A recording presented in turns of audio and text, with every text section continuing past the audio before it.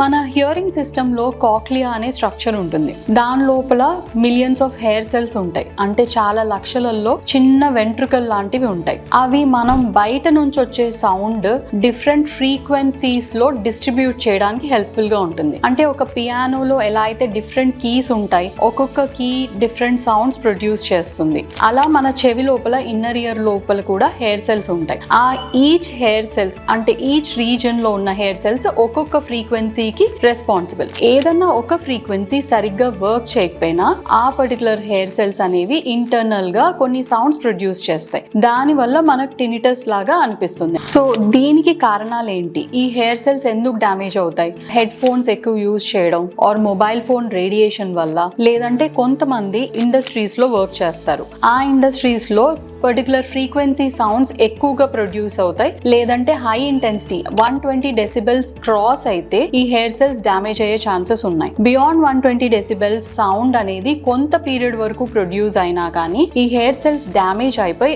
ఆ పర్టికులర్ ఫ్రీక్వెన్సీలో టినిటస్ వచ్చే అవకాశం ఉంది. సో నెక్స్ట్ దాన్ని ఎలా డయాగ్నోస్ చేయాలి, దానికి ఎలాంటి టెస్ట్లు చేయాలి అనేది డిస్కస్ చేద్దాం. సో బేసికల్లీ అవుటర్ ఇయర్ లో ఎగ్జామినేషన్ అనేది ఇంపార్టెంట్. దానిలో వ్యాక్స్ కానీ లేకపోతే పస్ డిశ్చార్జ్ ఏదైనా ఉంటే జస్ట్ సింపుల్ గా ఎగ్జామినేషన్ చేసి దాన్ని క్లీన్ చేయడం వల్ల వాళ్ళ ప్రాబ్లం అనేది కంప్లీట్ గా తగ్గిపోతుంది. ఇయర్ డ్రమ్ పర్ఫరేషన్ కూడా మనకి ఓటోస్కోపీ ఆర్ ఎగ్జామినేషన్ లోనే డిటెక్ట్ అవుతుంది. ఒకవేళ ఇయర్ డ్రమ్ ఇంటాక్ట్ ఉంటే మిడిల్ ఇయర్ లో ఉన్న ప్రాబ్లమ్స్ అన్ని మనము ఇంపిడెన్స్ ఆడియోమెట్రీ కానీ ప్యూర్టోన్ ఆడియోమెట్రీ వల్ల తెలుసుకోవచ్చు. ఇంపిడెన్స్ ఆడియోమెట్రీలో ఇంటర్నల్ గా చెవి లోపల ఫ్లూయిడ్ ఉంది అంటే అది డిటెక్ట్ చేస్తుంది. అండ్ అకాస్టిక్ రిఫ్లెక్స్ ఆడియోమెట్రీ, దీనివల్ల మనకి రిఫ్లెక్సెస్ అనేది బ్రెయిన్ కి వెళ్ళి ఆపోజిట్ ఇయర్ కి కరెక్ట్ గా వస్తుందా ఆర్ సేమ్ ఇయర్ కి కరెక్ట్ గా వస్తుందా అనేది మనము ఐడెంటిఫై చేయగలుగుతాం. దానివల్ల సర్టెన్ ప్రాబ్లమ్స్ అనేది డిటెక్ట్ అవుతాయి. ప్యూర్టోన్ ఆడియోమెట్రీ, దీనివల్ల మనకి ఏ పర్టికులర్ ఫ్రీక్వెన్సీలో హెయిర్ సెల్స్ అనేవి డ్యామేజ్ అయ్యాయి